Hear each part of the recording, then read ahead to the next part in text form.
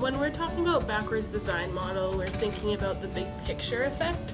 So we want our students to be able to know a common theme throughout.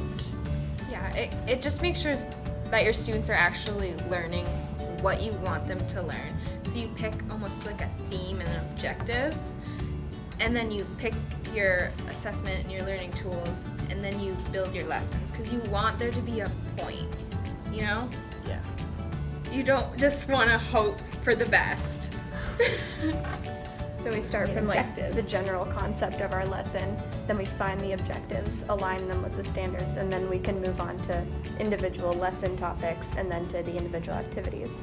Like it wouldn't make sense to start with the details like, oh, we're going to do this activity without having a standard to align it to. Yeah.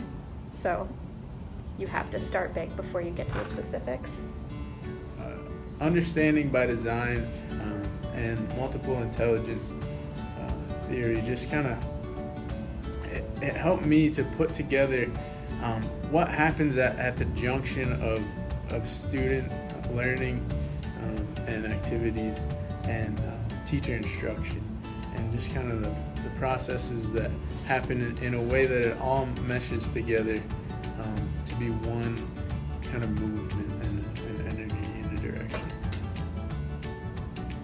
Yeah, I really like that aspect because, like, especially with we're in both social studies, like, giving that real world context is like a big piece.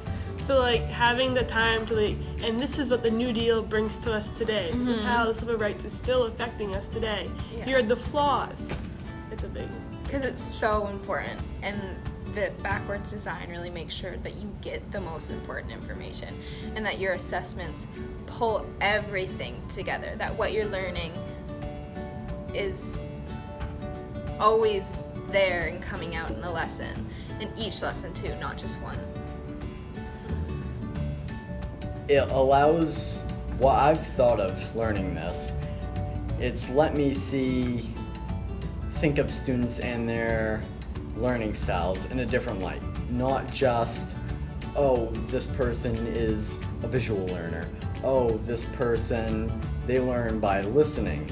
It's not just about the senses. It's about multiple intelligences, logical, verbal, naturalistic. Like in my field experience, I have a student who hates writing, can't do it, and she's told me so many times, I can't do this writing, I can't do this assignment, like I just don't want to do it today. And so I ask her, and when I ask her, like she can explain it to me perfect, she just doesn't know how to put it on paper. So like actually talking to the students is really important to know if they've learned it. You have to create good relationships with them in order to be able to talk to them. And it's amazing to see how much I've changed as a learner and the different ways that I've grown, and some areas that still have stayed the same, I guess. Like logic has never been my strongest. Like I'm not a mathematical person. And it's good to know like your strengths and weaknesses, because it's like, oh, I'm not very musical, so now that I know I'm not very musical, I strive to become more musical in my musical intelligence. That way we can reach our students better because we know our weakness, and then we work harder because we know that's some people's strong suits. So in order to gauge what students know during your teaching and learning sequence, you can use different strategies like checking for understandings with like a fist of 5, saying like a 5 is I'm completely understanding this and a 1 is I don't know any of this. You could also do different types of formative assessments like worksheets to like gauge what their understanding is like. And then you can offer like supplementary materials to those who aren't understanding it. And then they can show you what they know in their in their summative assessments. Yeah. I also think one thing that I learned throughout this class and designing lesson plans is that the consistency of checking Mhm. for understanding Mhm.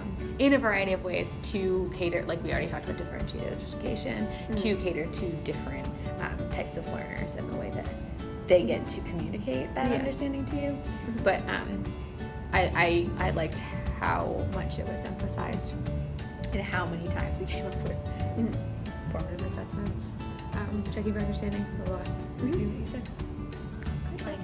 Through like activities and formative assessments are actually like really fun and engaging for the students to do, I think that will show, because if one student, even if it's for fun, if they get all of the answers wrong, you know they're confused about something. Yeah, my core beliefs have stayed the same, so I still value the classroom environment and how people interact in a classroom. I think it's one of the most important aspects. But my idea of how to do that has definitely shifted because of all of the things. And I wouldn't even say shifted, I would say just developed. Yeah, And it- definitely.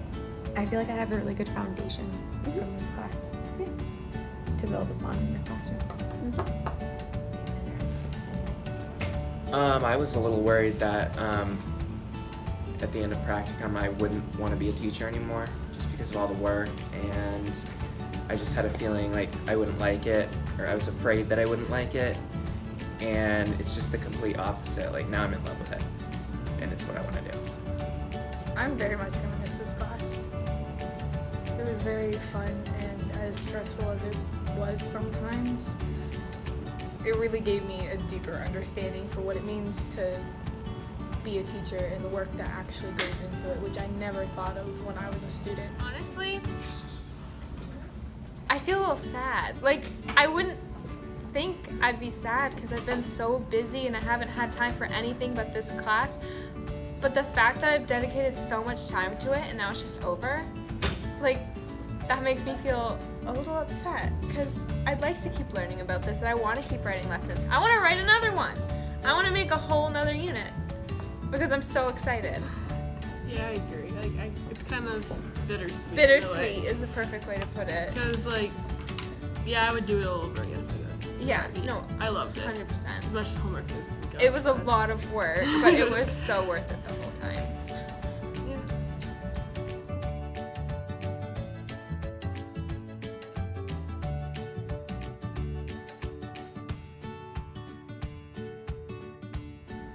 Bringing the whole world into the classroom.